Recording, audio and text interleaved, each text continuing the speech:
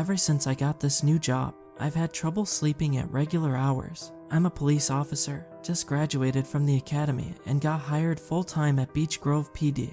Being the new guy, I of course got stuck with the bad shift. Overnights have been rough for my sleep schedule, and I found myself having trouble falling asleep before 3 a.m. As I blinked away the remnants of sleep, my eyes fell upon the baby monitor perched on the nightstand.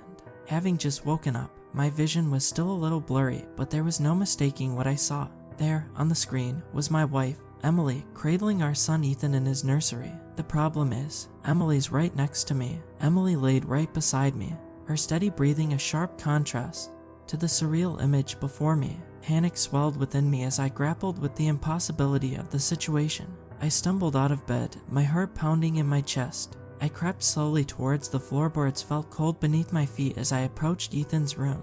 The whispers grew louder, drawing me closer to the unknown. With bated breath, I pushed open the door to Ethan's nursery, the hinges creaking in protest. There, in the dimly lit room, stood Emily, her back turned to me, swaying with Ethan cradled in her arms. But doubt gnawed at me. Was this a result of my sleep deprivation? There had to be a logical explanation for this. I'm probably just seeing things. As I stepped closer, uncertainty coiled within me. The light from Ethan's iPad gently illuminated the room as the subtle tune of his bedtime music hummed throughout. The figure before me mirrored Emily's features perfectly, the same flowing hair, the same gentle touch. It whispered comforting words to Ethan, its voice a haunting echo of familiarity. My mind spun with conflicting thoughts, torn between the presence of Emily lying in bed and the apparition before me. Summoning my courage, I mustered the strength to speak. Emily. The woman turned slowly, her eyes locking onto mine. She had Emily's face, but I could tell something was off. A hint of malice lurked beneath her gaze, a subtle twist to her smile. Darling, she said, her voice filled with honeyed persuasion, what are you doing up so early? Confusion consumed me as I stood there, torn between the woman in bed and the one before me. This woman, whoever she was, spoke with such familiarity and conviction. Doubt seeped into my bones, gnawing at my sanity. I couldn't sleep, I said. I think this new schedule's throwing me off. That's understandable, dear. She walked closer to me, with Ethan in her arms, and laid her hand on my cheek. Things will get better, my love. Was this really Emily? She looked like her. She talked like her. Her touch. She even felt like her. So, if this was Emily, who was that in bed with me? My mind reeled as I tried to process the events occurring before me. Why don't you go back to bed, my love? You seem exhausted. Yeah, I will. I think my lack of sleep's been getting to me. And I was. You know what? Never mind. It was so stupid. Something on your mind? Emily asked, a comforting gentleness in her voice. Nothing. Well, I woke up and I saw you on the baby monitor holding Ethan. Only, you were right next to me. It was probably just the sleep deprivation messing with my head. Okay, dear. Sleep well. I took a few steps before stopping at the door. Something fell off.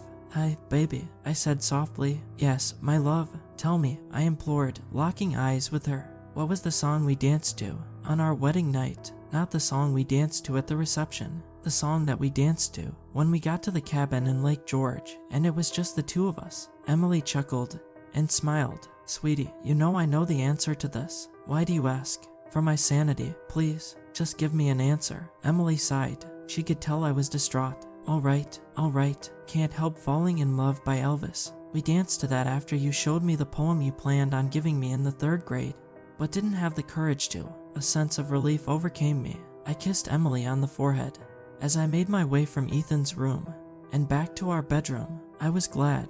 Only the real Emily could have known a detail as personal as that. Emily and I were actually high school sweethearts, but we've known each other since the 1st grade. The first time I ever saw her was on the playground, the summer before 1st grade started. Actually, an older boy, probably in 3rd or 4th grade at the time, was bullying her while she and her little sister were trying to make sand castles.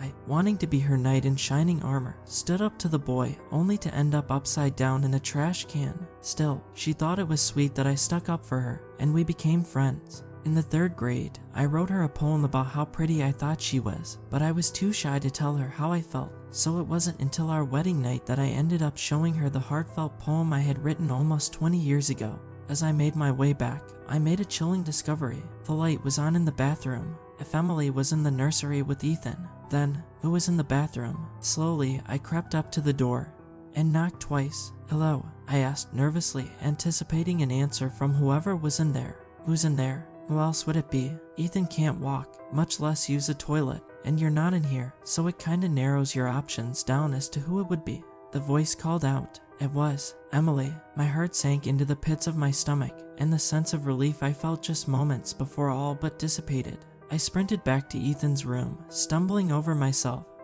and knocking over a lamp in the hallway table. They were gone. Ethan and the entity that had been impersonating my wife.